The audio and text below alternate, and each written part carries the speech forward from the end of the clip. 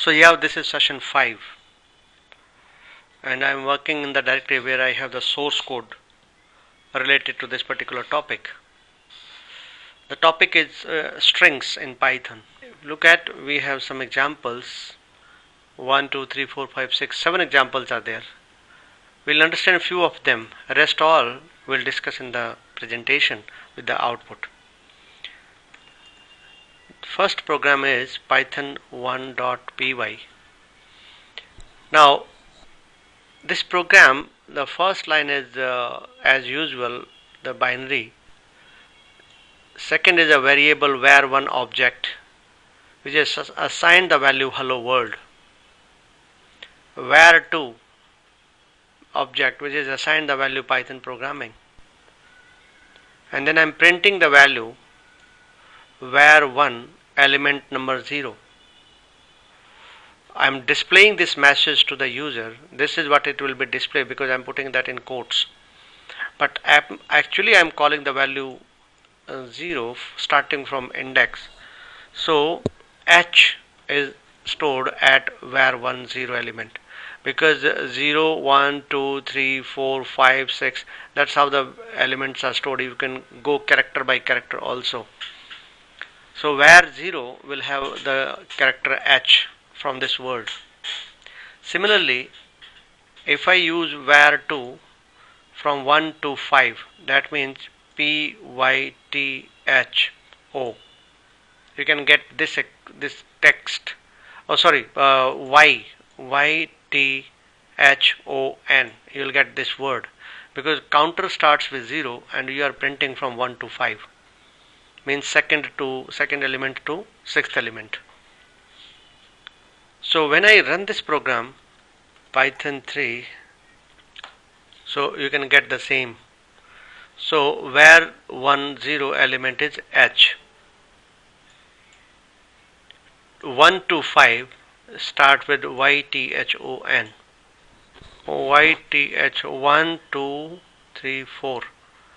Okay, so that is 4 character it is displaying. Why not n? Because this is printing 1 less.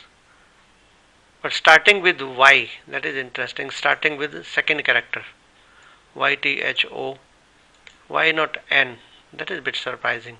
If I modify this vi, and if I modify this var2, and if I try this instead of fifth character, what is the fifth character in this?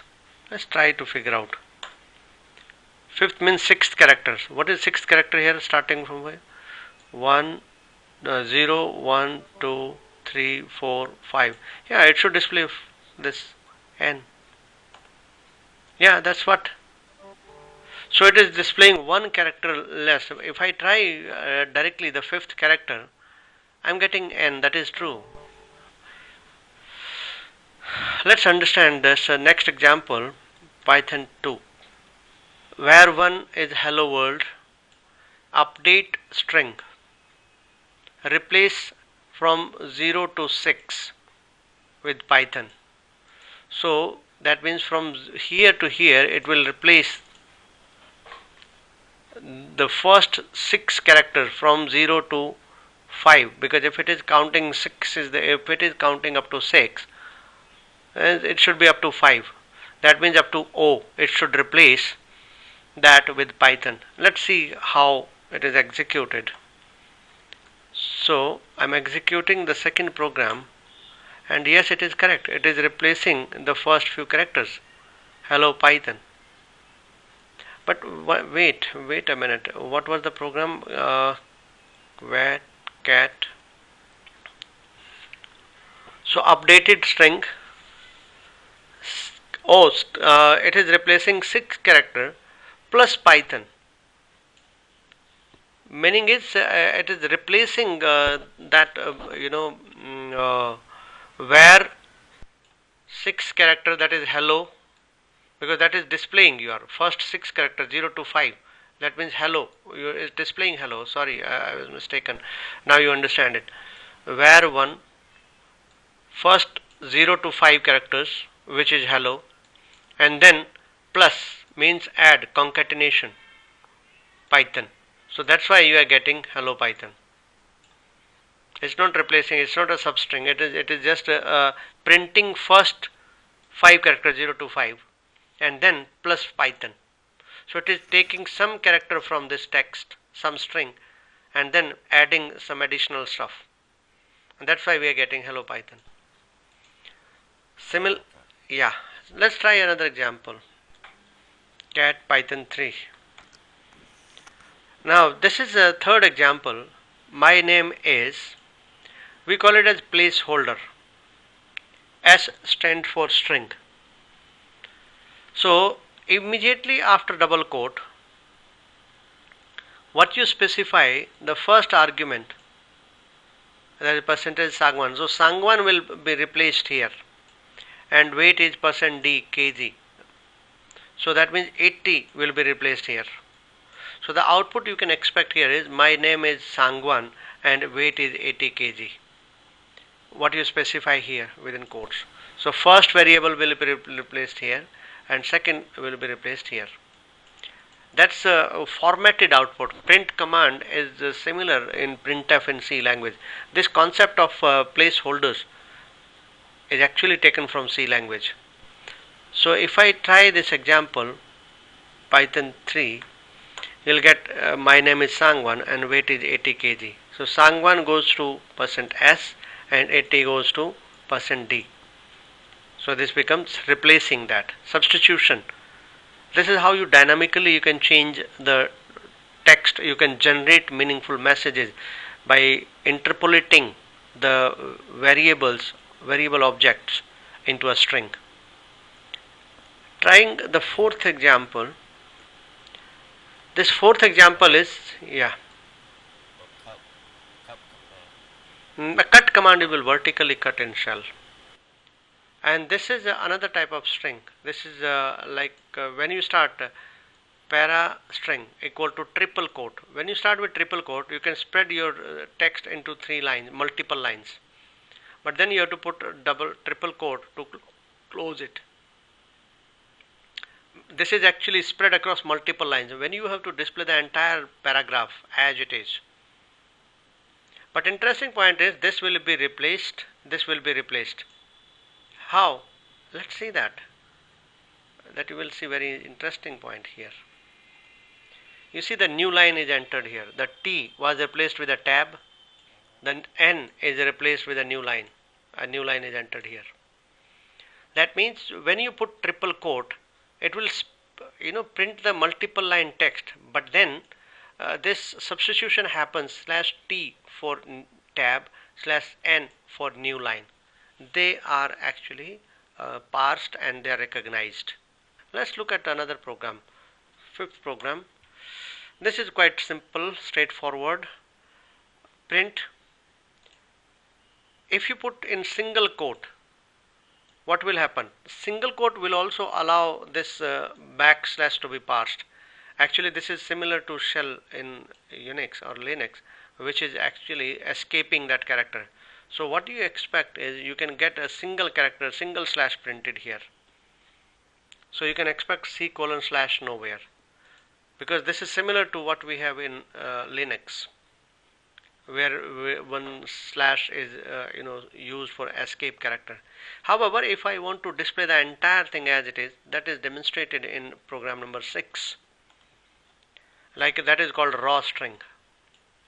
If you put R before the quote, that will treat as raw string. That means whatever you put after that in quote, that will be displayed as it is without any modification, and you will see that. See the difference between program number 5 and 6. The double slash is printed as it is because you put R here, that is raw string. So these are some of the examples which make the concept of string clear, and this session is all about these strings. So Python strings is session 5. Now we'll understand that.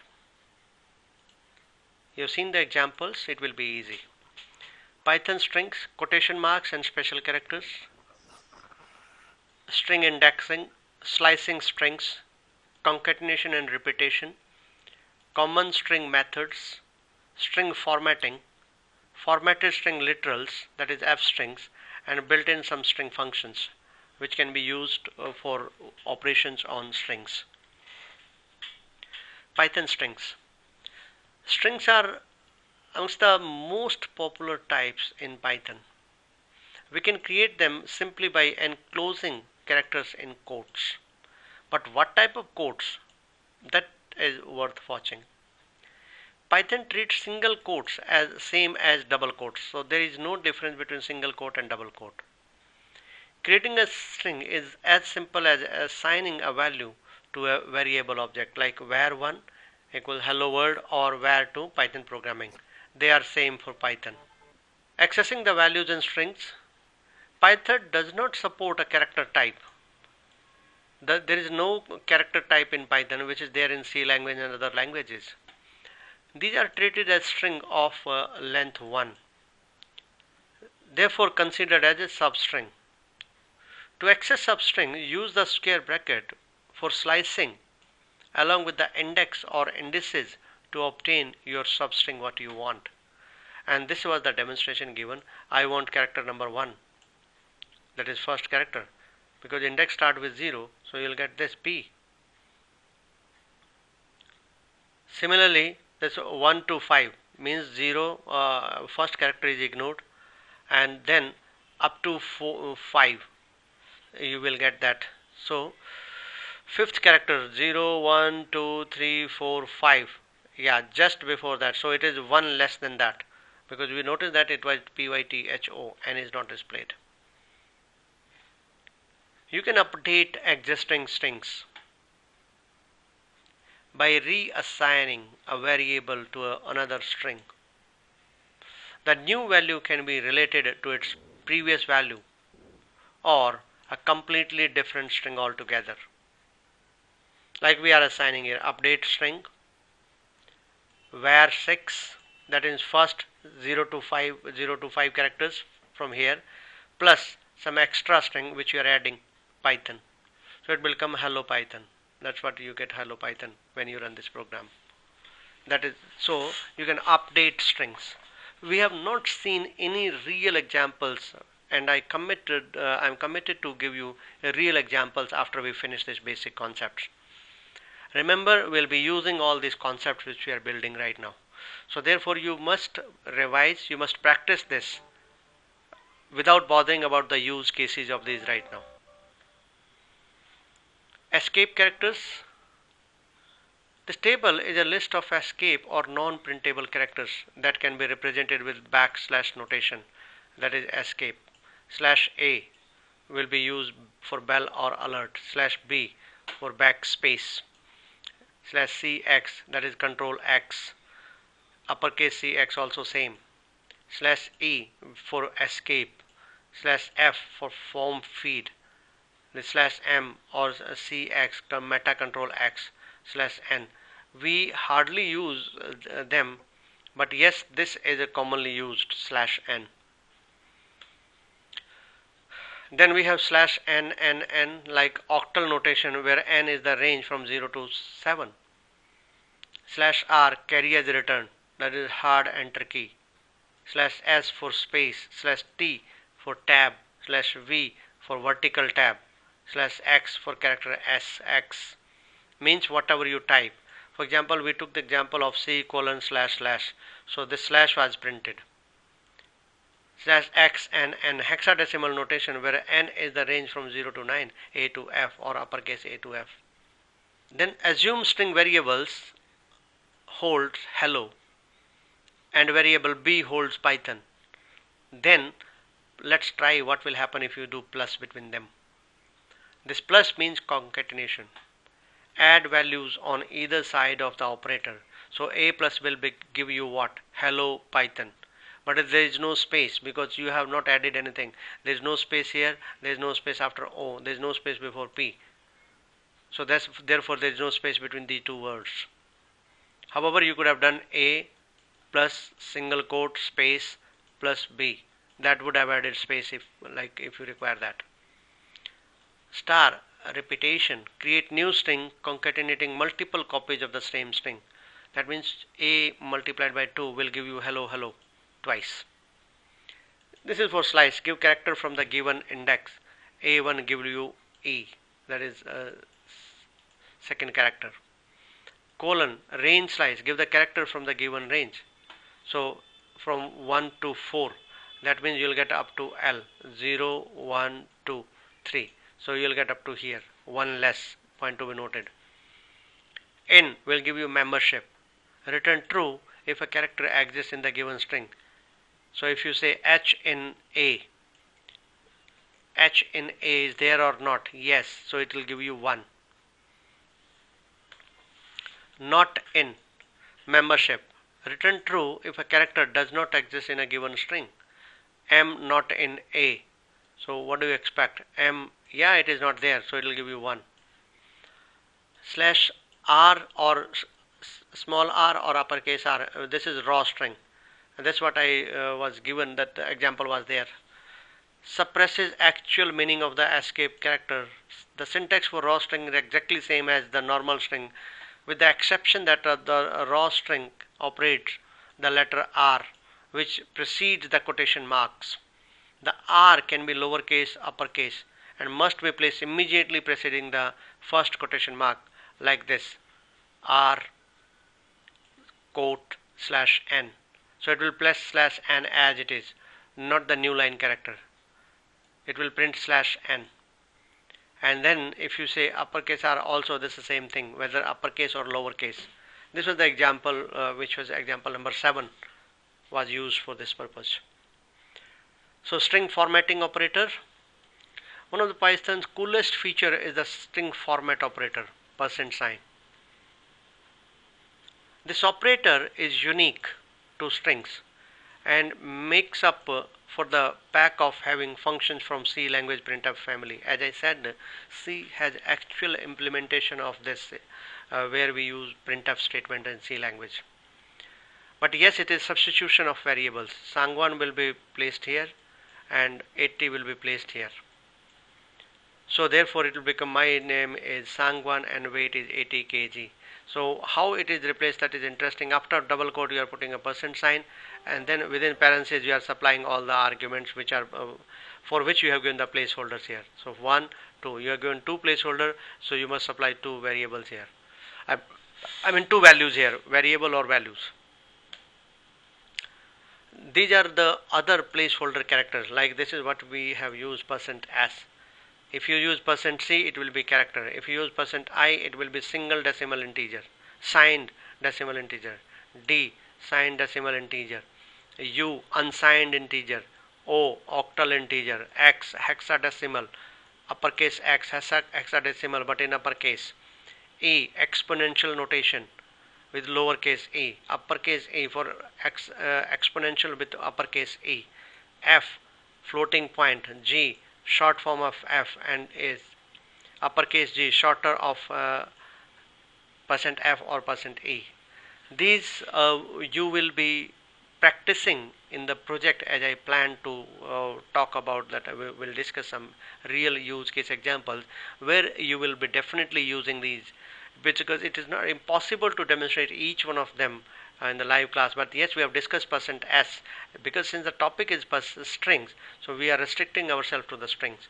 However, there are more. Other supported symbols: the star argument specifies with or specify width or precision, hyphen left justification, plus display the sign, space you type, actually you press the space bar key, leaves a blank space before the positive number, hash add the octal leading 0 or hexadecimal leading 0x or uppercase x, depending on whether you use small x or uppercase x. 0 pad from left with zeros instead of spaces. Percent will leave you with a single literal %sign as it is. Where within parentheses mapping variable dictionary arguments, m to n, from m to n. M is the minimum total width and n is the number of digits to display after the decimal point, if applicable. So these are also used in the conversion characters or within the double quotes for placeholders when you have some variable passed as an argument which are to be replaced here. So what all can be used? These are some more examples for that. Triple quote. Python's triple quote comes to the rescue by allowing strings to span multiple lines, including verbatim new lines, tabs, and any other special characters. The syntax for triple quotes consists of 3 consecutive single or double quotes, because single quote and double quote are same for Python. So triple quotes and triple quote close. But remember, it will be parsed, and /t will be replaced with soft t, /n will be replaced with new line. And that's what we have discussed, tab and the new line here. Raw strings don't repeat the backslash as a special character at all. Every character you put into raw string stay the way you wrote it. But this is not a raw string, this is a simple string. This is the normal. Without raw string you will get single slash. But with a raw string you will get as it is. Parenthesis is missing here, sorry. It's there in the program, but here it is missed. So raw string, and then you use a single quote, R single quote. So therefore what you will expect in the output is as it is.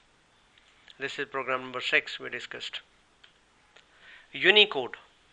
Normal strings in Python are stored internally as 8-bit ASCII, while Unicode strings are stored as 16-bit Unicode. This allows for a more varied set of characters, including special characters from the most languages in the world. I'll restrict my treatment of Unicode string to this following. For example, Unicode, hello world. So what you will get is simple hello world as it is, and it will display Unicode characters, no formatting, nothing else. As you can see, Unicode string use prefix U, just as for raw string you use R.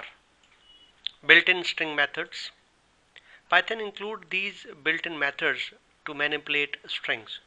For example, capitalize function. This method will capitalize first letter of the string. Center, width, fill character. You specify what string, what width you want. For example, you want yaw, but you want 20 characters, and this should be aligned in the center or left hand side or right hand side. So width and fill character return a space padded string with the original string centered to the total of width column. Sorry, not left or right, only the center. Then count. From the string, beginning equal to 0, end is equal to length from the string. That means it will count how many times this string occurs in a given string or in a substring of string if starting index begin and ending index end are given. Which means you are giving starting point, you are giving end point in during this from this period. For example, starting is this, ending is this. In between I want to find out the THE, how many times the is appearing. So this is basically to check count how many times a given string appears in another string. Decode. Encoding UTF-8 errors strict. Decode the string using the codec registered for the encoding. Encoding defaults to the default string encoding. Basically, encoding means checking the character in a given character set. Encoding UTF-8 or errors is strict returns encoded string version of a string. An error on error default is to raise the value error unless error is given with ignore or replace. Then we have other methods also. There are so many methods like end width, suffix beginning equal to 0, end is equal to length, and you specify the string in which. So what it will do, it will determine if the string or a substring of a string, if starting index begin and ending index end are given. That means you are giving the starting point and end point. Ends with the given suffix. Returns true if so and false otherwise. Expand tabs. tab size 8. That means it expands the tab. The exactly same command is there in Linux, expand. That replaces tab with spaces. Expand tabs in a string to multiple spaces. Default to 8 spaces per tab if tab size is not provided. Find string starting from here to here within this string. So we are searching the existing string in another string. Determine if string occurs in another string or in a substring of string. If the starting index beginning and ending index end are given, return index if found and -1 otherwise. Means from where this appears. Like from here to here, I am starting from 0. Find out, do we have end here? Find out the character, find out the word END. And if it is there, at what character it appears, starting from here. So 0, 1, 2, 3, 4, 5, 6, 7, 8. So it will return 8 because end is appearing at character number 8. But if I search it does not appear here, so it will return -1. Index, string, beginning, end, and string. Same as find, but it raises an exception if it is not found rather than returning -1. Is alphanumeric. Return true if the string has at least one character and all characters are alphanumeric, and false otherwise. Docstring. Python documentation string, or known as docstring, provides a convenient way of associating documentation with a Python object. It is defined by including a string constant as the first statement in the object definition. If you notice, we used it in the functions. It's specified in the source code, and that is used like a comment to document a specific segment of code. Unlike conventional source code comments, source code comment, the docstring should describe what the function does, not how it does that. This allows the program to inspect these comments at runtime, for instance, as an interactive help system or as metadata. And this can be used to fetch the docstring with a hyphen underscore underscore doc underscore underscore. Docstring can be accessed by this attribute on the objects, and that's the last example which is coming up on this. How docstring look like? The docstring line should begin with a capital letter and end with a period. The first line should be a short description. Do not write the name of the object. If there are more lines in the document string, the second line should be blank, usually separating the summary from the rest of the description. Like this. This is how it works. Multi-line docstring. Definition: my function, do nothing, just document it. No, really, it does not do anything. So we started with this, ending with this, because triple quote is for multi-line. And we are just passing it. We are not doing anything. So it will just display the prompt. I am not writing a program for it. I am writing it at a Python prompt. So I run it here directly. Def. By the way, yes, you can write function that the Python prompt also. So definition, my function. Remember, by default, it will place the cursor here. So you have to press a tab key because indentation is must. You are pressing tab key, tab key, tab key. My function over here. So here I have to press enter key once more. The blank enter key will take me back to the Python prompt. That means my function definition is over here. And then I type to get the value of this docstring. So I type print my function dot underscore underscore doc underscore underscore. So this will print the document string, what I typed here, docstring. So it is printing the docstring if I use this. So we can actually access the docstring of a function if we want. And that's all for this session. I'm sure it gives you some idea about the strings in Python, how they are used.